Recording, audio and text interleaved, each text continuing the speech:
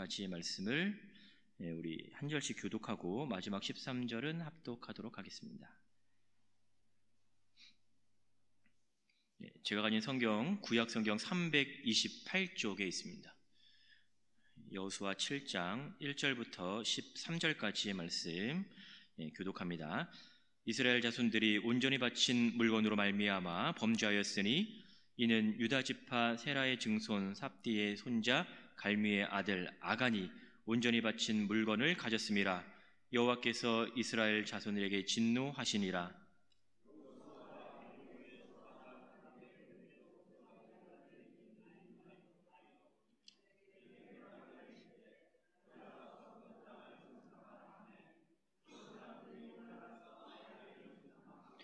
여호수아께로 돌아와 그에게 이르되 백성을 다 올라가게 하지 말고 이 3,000명만 올라가서 아이를 치게 하소서. 그들은 소수이니 모든 백성을 그리로 보내어 수고롭게 하지 마소서 하므로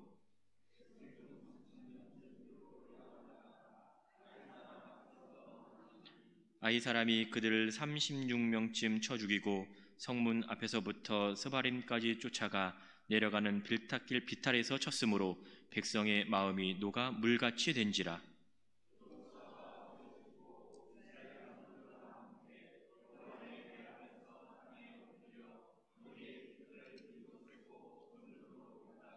이르되 슬프도소이다. 주 여호와여, 어찌하여 이 백성을 인도하여 요단을 건너게 하시고 우리를 아모리 사람의 손에 넘겨 멸망시키려 하셨나이까? 우리가 요단 저쪽을 만족하게 여겨 거주하였다면 좋을 뻔하였나이다.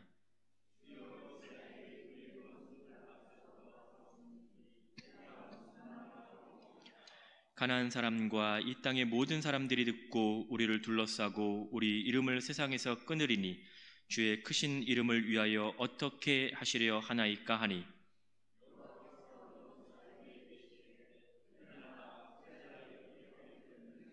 이스라엘이 범죄하여 내가 그들에게 명령한 나의 언약을 어겼으며 또한 그들이 온전히 바친 물건을 가져가고 도둑질하며 속이고 그것을 그들의 물건들 가운데 두었느니라.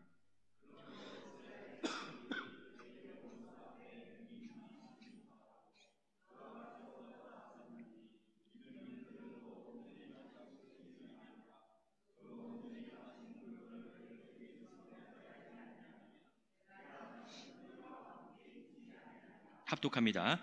너는 일어나서 백성을 거룩하게 하여 이르기를 너희는 내일을 위하여 스스로 거룩하게 하라. 이스라엘의 하나님 여호와의 말씀에 이스라엘아, 너희 가운데 온전히 바친 물건이 있나니 너희가 그 온전히 바친 물건을 너희 가운데에서 제하기까지는 내 원수들 앞에 능히 맞서지 못하리라. 아멘. 우리 좌우 앞뒤에 계신 분에게 또 이렇게 인사하도록 하겠습니다. 또 보니 반갑습니다.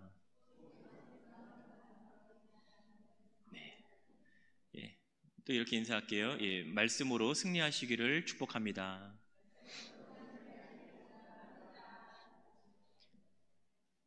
오후 예배에도 변함없이 하나님의 은혜가 여러분에게 충만하기를 주의 이름으로 또 축복합니다.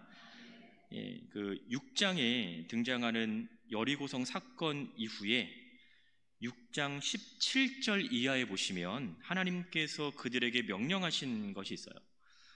첫 번째가 기생 라합과 그의 가족들을 살려주는 것이었습니다. 자, 이것은 예전에 그들이 이곳에 정탐하러 왔을 때 쫓기던 자신의 군사들을 숨겨주었던 것에 대한 또 상이라고 할 수가 있고요. 두 번째 명령하신 것이 뭐냐면 전리품을 취하지 말라라는 거예요. 전리품이라고 하는 것은 일반적으로 이제 전쟁에서 승리를 하면 이제 그 승리에 대한 기념품이 되는 거겠죠. 이제 명령하신 것이 이러한 전리품을 취하지 말라라고 얘기를 하신 겁니다. 그리고 또 한 가지 명령이 있는데요. 여호수아 6장 26절에 보면 여리고성을 건축하지 말라라고 하는 것이었습니다. 그래서 만약 이 명령을 어기면 기초를 쌓을 때에는 맏아들을 잃게 될 것이고 그 문을 세울 때에는 막내 아들을 잃을 것이다 라고 말을 합니다. 근데 이제 분명히 이렇게 명령을 하셨음에도 불구하고 성경을 읽다 보면 또 이 명령을 어기는 일이 나타나기도 합니다. 이러한 일이 있은 후에 오늘 이제 본문 2절에 보시면, 자, 여호수아는요 아이성이라고 하는 작은 성을 정복하기 위해서 이제 정탐을 보게 되죠. 앞서서는 여리고성을 정탐한 이유가 되는 겁니다. 그러니까 오늘의 본문은 이미 이들이 여리고성을 이제 정복한 경험을 가지고 있는 상태인 것을 여러분 기억하시면 되겠습니다. 이미 여리고성이라고 하는 큰 성을 정복한 상태였기 때문에 이보다 작은 아이성을 정복한다라고 하는 것은 이들에게 있어서 문제거리가 되지 않았던 것인 거예요. 중요한 건 뭐냐면, 자, 이것은 이들의 생각이었다라는 겁니다. 객관적인 평가가 아니고 이들이 생각하기에 우리가 여리고성도 정복을 했는데 이 작은 아이성쯤이야 라고 하는 것이 바로 이들의 생각인 거죠. 그래서 3절을 여러분 보시면 성경에서는 이렇게 얘기합니다. 정탐하러 갔던 사람들이 돌아와서 어떻게 얘기를 하냐면 이렇게 얘기를 합니다. 백성을 다 올라가게 하지 말고 2-3천 명만 올라가면 충분하다라는 거예요. 그러니까 우리의 병력을 다 사용하지 않고 일부 소수만 보낸다고 하더라도 우리가 이 아이성은 충분히 정복하고도 남을 것이다 라는 것이 이들이 내린 결론인 것이죠. 굳이 우리가 다 올라가서 수고를 할 필요가 없다라는 것입니다. 이러한 보고를 들은 이 여호수아는요 그들의 말을 따라서 소수의 인원만을 아이성 정복을 위해서 보내게 되는 거죠. 그런데 오늘 본문 여러분 읽어보시니까 이들이 아이성을 정복합니까? 정복하지 못합니까? 못하죠. 그들의 예상과는 달리, 또 그들이 했던 기대와는 달리 오히려 이 전쟁에서 패배를 하게 되었고 4절에 보니까요 쫓기는 신세가 되었습니다. 4절 저 끝에 보니까 이 사람들이 사람 앞에서 도망을 쳤다라고 얘기를 하고 있습니다. 여호수아 8장 25절을 보면요 이 아이성의 주민은 한 12,000명 정도 이렇게 얘기를 합니다. 아이는 포함이 되지 않았으니까 좀 더 많다 하더라도요 일단은 성경에 나온 바에 따르면 12,000명이라고 얘기를 하죠. 지리적인 위치를 생각을 해보면, 자, 여리고성은 해발 270m 정도 되는데 아이성은요 이보다 높은 해발 800m 정도에 위치하고 있다라고 얘기를 해요.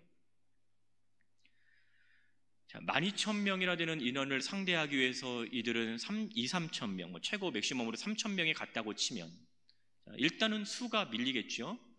자, 그리고 여리고성보다 더 높은 위치에 있는 이 아이성을 정복을 하러 갔을 때 과연 이들이 무엇을 근거로 해서 우리가 이들을 정복할 수 있었을 것이다 라고 생각을 했겠는가라는 거죠. 거기에 있는 인원도 그들이 보지 못한 것도 아닐 것이고 지리적인 지형적인 그러한 상황을 이들이 알지 못하는 것도 아닐 텐데 이들이 내린 결론은 우리가 다 올라가지 않아도 우리 가운데 소수만 보내도 우리가 충분히 이길 수 있다라고 얘기해요. 물론 그들이 기대하는 바는 다른 결과를 내기는 했습니다. 4절에 보니까 3,000명쯤 그들에게 갔을 때 정탐한 후 그들의 모습과는 달리 오히려 그들은 자신의 생명을 지키기 위해서 도망하는 신세가 되었고요. 또 5절에서는 자신들의 병력을 잃기도 하였다라는 것입니다. 또 이와 함께 이스라엘 백성들은 성문에서 스바림까지 쫓겨가게 되는 상황을 이들은 맞이하게 됐습니다. 처음에 이들이 아이성을 갔을 때의 모습을 한번 우리는 상상해 볼 필요가 있겠죠. 아이성보다 더 큰 여리고성을 정복하고 난 이후였는데 그러면 이들의 사기는 어떠했을까요? 저 밑에 막 이렇게 정말 패배의 그러한 모습으로 있었겠습니까? 아니면 승리자의 모습으로 있었겠습니까? 승리자의 모습인 거죠. 우리가 어떤 싸움에서도 이길 수 있다라고 하는 자신감이 넘쳐났을 거예요. 이들의 사기는 하늘을 찌를 듯한 그러한 사기를 가지고 있었을 거라는 거죠. 근데 그러한 모습과는 달리 지금 이들은요 도망치는 모습입니다. 승리를 확신하고 올라갔던 그 길이었을 텐데 오히려 자기가 도망치는 그 길이 되어버렸습니다. 도망치는 상황에서 자신들이 가졌던 만약에 무기를 놓쳤다라고 하면 무기를 챙길 겨를이 있었겠어요? 아니면 도망치다가 넘어진 자신의 동료를 일으킬 겨를이 있었겠습니까? 이들의 관심사는 뭐였을까요? 도망을 쳤다라는 것은 자신의 생명을 지키는 데 모든 관심이 놓여져 있었다라는 거죠. 그러니까 처음 올라갔을 때의 모습과 내려올 때의 모습을 보면 너무나 대조적인 모습인 것이죠. 얼마나 우스운 모습이겠어요. 올라갈 때는 사기가 충전해서 올라갔는데 내려올 때는 자신들의 그 목숨을 유지하기 위해서 주랭랑을 치는 그들의 모습이었던 거죠. 그들의 고백을 다시 한번 보십시오. 3절에 아이성은 소수의 사람들이 살고 있기 때문에 우리가 다 올라가지 않아도 충분히 이길 수 있다라고 하는 그 확신과 자신감을 가지고 이들은 갔습니다. 그러나 결과는 그들이 전혀 예상치 못했던 비참함을 경험하게 된 것이죠. 그들 가운데 어느 누구가 자신들의 패배를 예상할 수 있었겠습니까? 5절에 보시니까 이들의 모습을 설명을 하고 있죠. 5절 저 끝에 보니까 이렇게 얘기합니다. 백성의 마음이 녹아 물같이 된지라 라고 얘기합니다.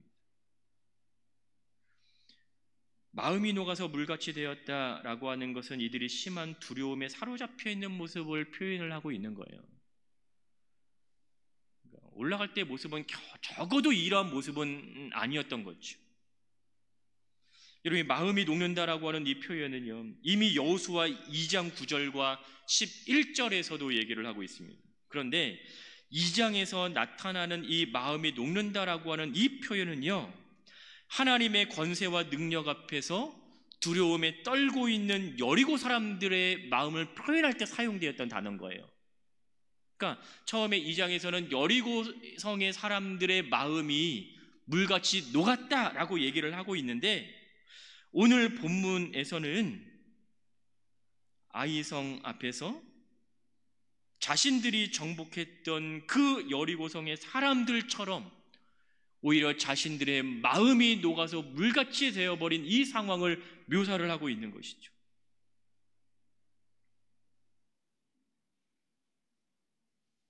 아이성에서의 패배의 소식을 들은 이 여호수아는 자신의 옷을 찢으면서 애통해 합니다. 6절에 보니까 여호수아가 옷을 찢고 이렇게 합니다. 근데 여기에서의 이 애통은 과연 어떠한 애통이었을까? 어떠한 그 슬픔이었을까? 자신의 잘못을 인정하는 것이 아니고요, 그저 패배에 대한 애통이었다라는 거예요. 7절부터 9절에서 이렇게 기도합니다. 기니까 줄여서 말하면 어떠한 거냐면요, 주의 크신 이름을 위해서 이제는 어떻게 하시겠습니까? 라는 거예요. 이 말은 어떤 의미냐면 싸움에서 이겼어야 당신의 이름이 좀 높여지지 않았겠습니까? 라는 거죠. 힘들게 요단강 건너서 가나안 사람들을 이기고 여기까지 왔는데 우리에게 있어서 이 아이성의 패배라니 말이 됩니까? 여호와를 위하여 이겨야 당신의 이름이 좀 높여지지 않겠습니까? 라는 그 기도인 거예요. 근데 중요한 건 뭐냐면 아까 말씀드렸잖아요. 자신의 잘못에 대한 애통이 아니라 단지 패배에 대한 애통이다. 이 패배가 결국은 자신들에게 미쳐질 그 영향만 생각하는 거죠. 왜 이렇게 말씀을 드리냐면 7절에 보시면 여호수아가 이렇게 기도하면서 이렇게 얘기를 하면 맨 마지막에 보시면 이렇게 얘기합니다. 요단 저쪽을 만족하게 여겨 거주하였더라면 좋을 뻔하였나이다. 그냥 우리가 거기에 있었으면 좋았을 것이다 라고 얘기합니다. 이 말은 누가 했을까요? 이스라엘 백성들이 출애굽하고 난 이후에 늘 그들이 어려운 가운데 놓여져 있을 때 그들의 입에서 나온 고백이었어요.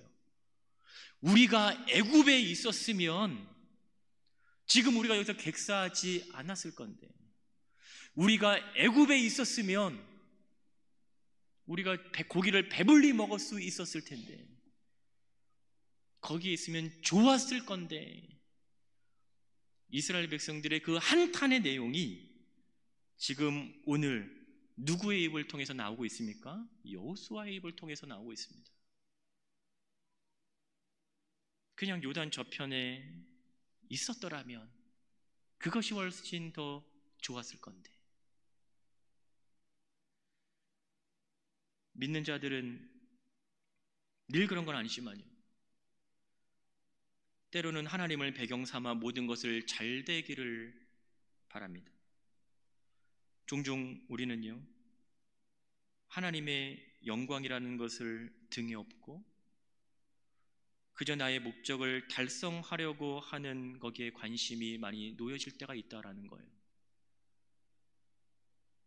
오늘 여호수아의 고백이, 이 기도의 내용이 여호와의 이름을 위하여 이겼으면 좋았을 건데라고 하는 이 말이 하나님의 영광을 위한 말이었겠는가, 아니면 자신들을 위한 말이었겠는가?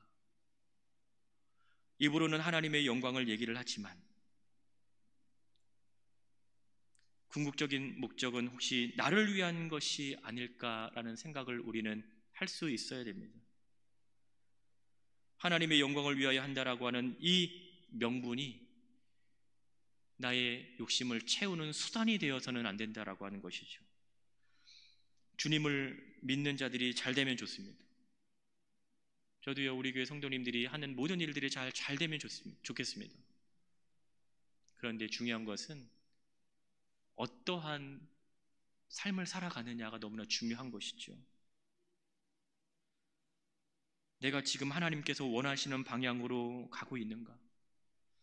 내가 지금 하나님께서 원하시는 곳에 있는지를 우리는 먼저 생각을 해야 된다는 거예요. 마치 하나님의 영광을 위한 것인 양 나의 욕심을 채우는 것, 나의 목적이 거기에 담겨져 있어서는 안 된다라고 하는 거죠. 여호수아는 9절에서 이렇게 얘기를 하잖아요. 하나님의 크신 이름을 위하여 라고 얘기합니다. 우리의 입술로는 하나님의 이름이 크다라고 말하는지는 몰라도요, 오히려 우리의 행동을 통해서 하나님의 영광을 가리우는 삶을 살아가고 있지는 않은지 늘 우리는 우리 자신을 돌아봐야 할 필요가 있습니다.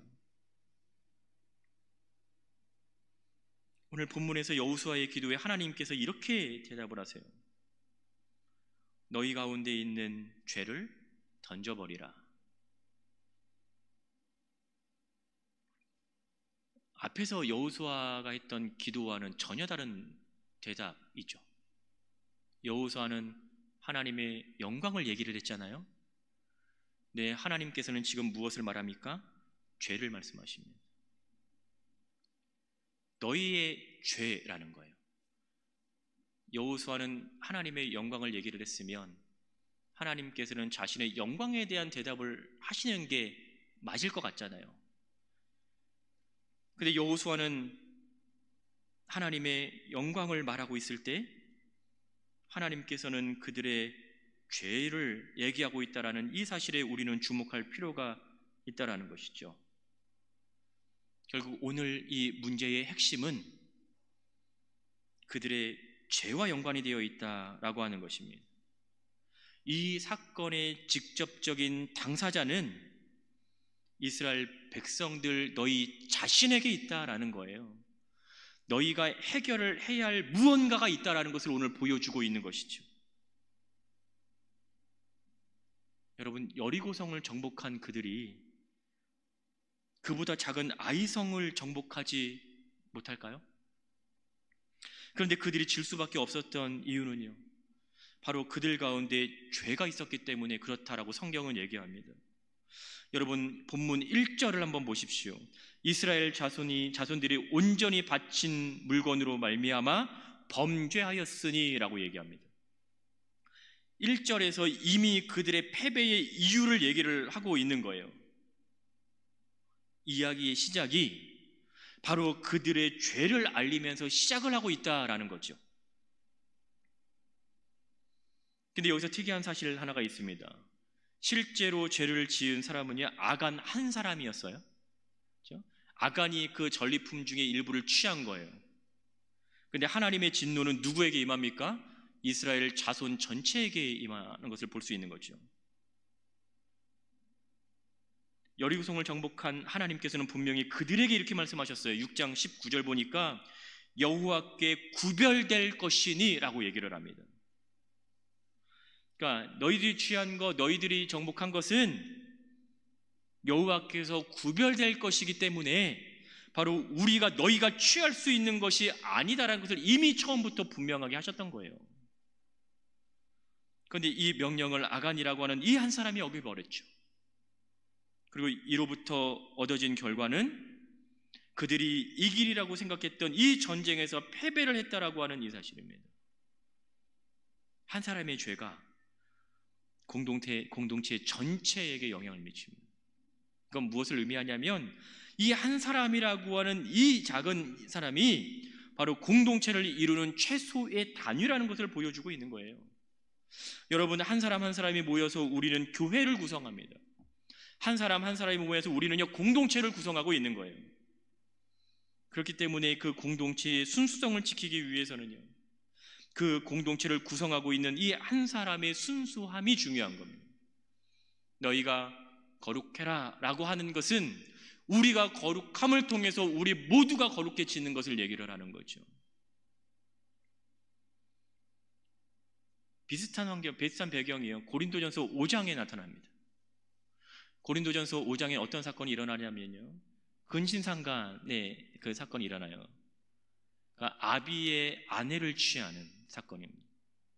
그러니까 아들에게 있어서 아비의 아내는 이제 엄마인 거잖아요. 근데 여기에서는 계모를 얘기를 합니다. 근데 이 일이 어떠한 상황에서 벌어졌냐면 믿음의 공동체 안에서 일어났어요. 그런데 바울이 이 일이 일어나고 난 이후에 책망을 하게 되는데 그 책망의 대상이 그 일을 행한 그 당사자에게 있지 않습니다. 너희라고 하는 이 공동체에게 책망의 대상을 삼고 있어요. 죄는 한 사람이 범했지만 그로 인해서 얻게 되는 이 모든 공동체에 영향을 이룰 수 있다는 걸 보여주고 있는 것이죠. 우리는 공동체를 이루고 있습니다. 우리는 함께 살아가고 있어요. 그러면 나만 중요한 것이 아니고 내 옆에 있는 분도 중요한 거죠. 내가 거룩한 삶을 살아가듯이 내 옆에 있는 그분도, 내 앞에 있는 그분도, 내 뒤에 앉아 있는 그분도 거룩한 삶을 살아가는 거예요. 그래서 우리는 하나라고 얘기를 하죠. 단지 우리의 눈에 비춰지는 이 모습이 그냥 한 명만 앉아 있는 것이 아니고요, 우리가 모여서 하나를 이루고 있다는 거예요. 그래서 하나님께서는 우리를 하나로 부르신 거죠. 하나됨을 위하여서, 하나됨의 은혜를 우리에게 허락하신 것입니다. 또한 죄는 하나님과 나와의 관계를 규정하는 것입니다. 내가 하나님의 말씀에 순종하며 살아가고 있는지 또 그렇지 않은지를 말하고 있는 것이죠. 내가 아닌 남을 나의 삶에 적용하고 있지는 않은 거예요. 내가 하나님 앞에 어떻게 서 있는가의 문제가 신앙생활인 것입니다. 하나님을 설명하는 이 속성 가운데 하나가 거룩이잖아요. 그래서 하나님께서 하시는 일들은 거룩이라고 하는 거예요. 거룩은 죄로부터 거리가 멀다라는 것이지요. 그러니까 오늘 공동체에서 이루어지고 있는 이 모습은 바로 이 거룩이라고 하는 이 거룩성이 깨어지고 있는 것을 보여주고 있는 거예요. 그래서 하나님은 여호수아에게 이렇게 말씀을 합니다. 12절에 보면 너희가 취한 것을 도로 내어 놓으라 라는 거예요. 또 13절 보면 성결케 하라 라고 얘기합니다. 오늘 본문 13절에서도 이렇게 얘기를 하지요. 바로 너희 스스로인 거예요. 스스로 거룩하게 하라 라고 얘기를 하는 것입니다. 여러분, 오늘 본문 이후로 보면 결국 죄의 마지막의 종착역이 멸망입니다. 결국 이 죄로부터 돌이키지 않으면, 이 죄로부터 떠나지 않으면 결국 우리의 결론은 멸망인 거예요. 죄에 대해서 철저하게 정리하시는 하나님이라는 것을 보여주고 있는 것이죠. 여러분, 아간의 결말이 어떤지 아십니까? 그가 취한 전리품과 그에 속한 모든 것, 심지어는 자식들까지 죽임을 당하게 되는 거예요. 이것이 바로 죄의 결말이었습니다. 여러분, 로마서 6장 23절을 보면 뭐라고 얘기합니까? 죄의 싹은 사망이다 라고 얘기합니다. 우리가 피해갈 수 있는 것은 아무것도 없어요. 우리가 피할 수 있는 것도 없고요. 하나님께서 그들이 이렇게 얘기하잖아요. 13절 보면 스스로 거룩하게 하라. 거룩은요, 분리되는 것을 말합니다. 죄로부터의 분리, 세상과로부터의 분리. 이것은 우리가 하나님과 세상 사이에서 방황할 수도 방황해서도 안 되는 존재임을 우리에게 말하고 있는 것이죠. 여러분, 때로는 우리가 보기에 너무 어려워 보여도 하나님께서 함께 하시면 우리는 그것을 쉽게 감당할 수 있습니다. 그러나 반대로 우리가 보기에는 너무 쉬워 보여도 하나님께서 허락지 아니하시면, 하나님께서 함께 하지 아니하시면 우리는 결코 그것을 행할 수 없다라는 것을 우리는 알아야 되는 거예요. 이것이 바로 하나님 안에서 살아가고 있는 우리의 생활의 방식입니다. 우리가 하나님을 떠나서 무엇을 할 수 있겠어요? 우리가 하나님의 은혜를 떠나서 어떠한 삶을 살아갈 수 있겠습니까? 우리가 하나님의 보호하심을 통해서 우리가 어떻게 죄로부터 보호하심을 받을 수 있겠어요? 하나님께서 나를 통해서 일하시기를 원하고 계신다면 우리가 떠나야 할 그 자리에서 우리는 떠나야 하는 것이 맞고요, 버려야 할 것이 있다면 과감하게 버릴 수 있는 믿음과 용기가 우리에게는 필요합니다. 이 정도쯤이야 괜찮겠지라고 하는 쓸데없는 관대함이 나를 점점 헤어나올 수 없는 신앙의 위기 속으로 몰아넣게 되는 겁니다. 무엇보다 죄에 대한 우리의 이 무감각함이 우리의 영혼을 망치는 결과를 가져올 수 있다라는 것을 우리는 기억해야 합니다. 하나님의 생각과 무관하게 살아가면요, 결국 우리가 얻을 수 있는 것은 아무것도 없습니다. 지금까지 한 해로 하나님의 은혜로 살아왔다라고 우리는 고백을 하고 있는데요, 그 은혜로부터 멀어지는 순간 우리가 할 수 있는 것이 뭐가 있겠어요? 우리가 어떠한 삶을 살아갈 수 있겠습니까? 해결할 것을 해결하지 못하면 우리의 삶은 항상 그 상태 그대로 흘러가는 시간에 따라갈 뿐입니다. 그러나 해결할 것을 해결하면 우리는 하나님께서 함께 하시는 기쁨을 누리게 될 것이고, 우리를 통해서 일하시는 그 하나님을 경험할 수 있을 겁니다. 여러분은 어떠한 선택을 하시겠어요? 말씀을 정리하겠습니다. 아무리 작고 사소한 것일지라도요, 나를 주님과 멀어지게 만드는 것이 있다면 우리는 그것을 과감히 떨쳐버려야 됩니다. 그게 어렵잖아요. 쉽지 않잖아요. 그러니까 우리에게는 믿음이 필요한 거예요. 그러니까 우리는 하나님의 은혜가 필요한 것이죠. 이 은혜와 이 믿음을 통해서 과감히 떨쳐버릴 수 있는 여러분 되시기를 주의 이름으로 축복합니다. 해결할 건 해결하고 늘 믿음과 확신 가운데 날마다 승리하는 삶을 살아가시는 여러분 되시기를 주의 이름으로 축원합니다. 기도하겠습니다.